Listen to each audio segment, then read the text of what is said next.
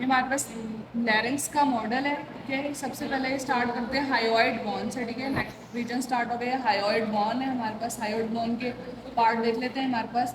ये लेसर कॉर्नो है, ये greater Karna of hyoid bone है। उसके नीचे हमारे पास थायराइड। बेसिकली लेरिंक्स में हमारे पास 3 पेयर्ड कार्टिलेज होते हैं और 3 अनपेयर्ड कार्टिलेज होते हैं। One of the largest unpaired cartilage में से हमारे पास ये थायराइड कार्टिलेज है। ठीक है, थायराइड कार्टिलेज और हायोइड बोन के दरमियान हमारे पास एक मेम्ब्रेन होती है जिसको थायरोहायोइड मेम्ब्रेन कहते हैं, जो इस मॉडल में नजर आ रही है। थायरोहायोइड मेम्ब्रेन जिसको सुपीरियर लेरेंजियल वेसल्स और सुपीरियर लेरेंजियल नर्व जो है वो पियर्स करते हैं।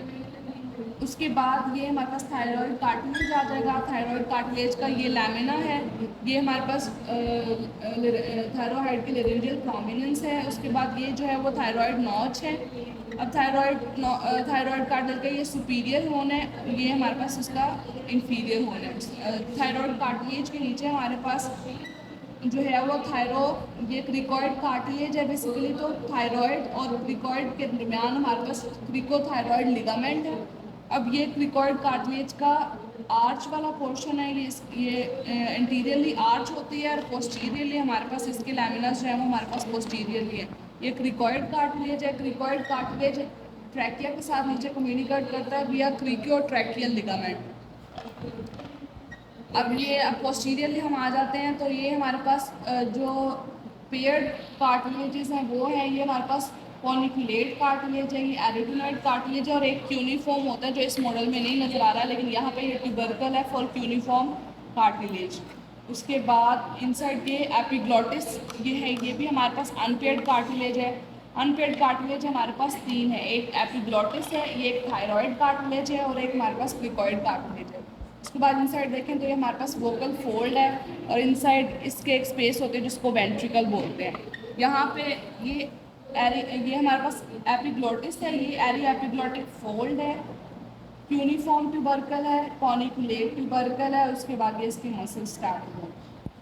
तो हमारे पास लेरिंक्स के मसल्स हैं। सबसे पहले हमारे पास यहाँ पे हमारे पास क्रिकोथायरॉइड मसल होता है। उसके बाद लेटरली अगर हम आ जाए तो ये हमारे पास लेटरल क्रिको एरिटिनॉइड है।